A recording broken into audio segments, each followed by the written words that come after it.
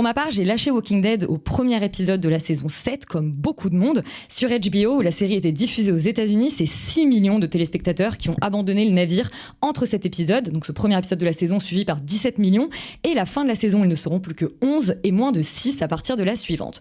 Autrement dit, c'est un naufrage, alors forcément, je me suis demandé pourquoi cet épisode clé a tout fait basculer, et plus largement, à quel moment une série trahit son public. Ça pose évidemment la question du contrat qu'on passe avec une série, et a priori, là aussi, Walking Dead, en mettant en scène une apocalypse zombie, n'avançait pas spécialement masqué côté violence, sans compter que plusieurs personnages importants avaient déjà perdu la vie. Ce qui diffère avec la mort de Glenn, pour moi, il y a 3 choses. C'est déjà la manière, le sadisme de son massacre, l'humiliation en plus de la torture, qui même au vu des standards de la série a de quoi déranger. Son timing ensuite, la scène intervient tôt dans l'épisode, en ouverture de la saison puisque c'est le premier épisode, et qui plus est après un premier meurtre, ce qui ne répond pas aux conventions narratives habituellement adoptées pour dramatiser un événement. Et enfin, c'est le sens qu'on donne à cette mort, et c'est ça qui m'intéresse le plus. Une grande partie du public a vécu la mort de Glenn comme injuste parce qu'inutile, et ce même public qui saluait jusqu'ici la radicalité de la série s'est tout à coup mis à douter. Est-ce que cette cruauté sert l'histoire, ou est-ce qu'elle vise seulement à nous choquer ? Et si elle vise seulement à nous choquer, est-ce que c'est ce que je recherche en regardant la série ? Est-ce que c'est le même contrat que j'ai signé avec elle 7 saisons plus tôt ?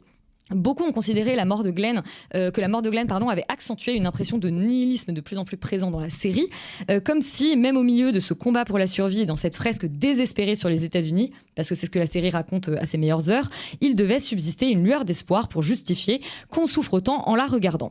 Cette question de l'espoir, pourtant, la série, elle la traite de manière négative depuis ses débuts, du moins en ce qui concerne l'épidémie zombie. Il n'y a a priori ni remède ni solution, et chaque éclaircie dans la tempête s'avère un mirage.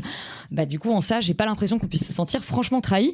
En revanche, la série présentait jusqu'ici des développements de personnages positifs, puisque certains, dont Glenn, petit livreur de pizza avant l'apocalypse, se révèlent dans l'adversité.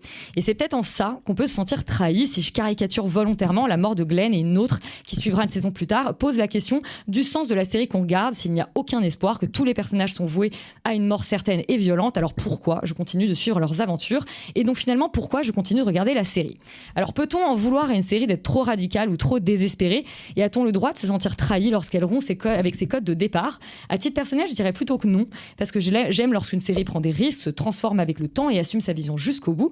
Mais pour garder son public engagé, c'est un jeu d'équilibriste sur lequel j'aimerais me pencher plus largement, mais faute de temps, je dirais que il y a d'autres séries qui ont mieux réussi à ce jeu-là, et que bien que les audiences en aient pris un sacré coup, Walking Dead a survécu à Glenn. Elle a connu 4 saisons ensuite, plein de spin-offs, et là où c'est intéressant, c'est que l'équipe créative s'est efforcée de donner du sens à la mort de ce personnage en réparant ce sentiment de gratuité qu'il avait laissé, comme quoi ils auront réussi à donner matière au récit.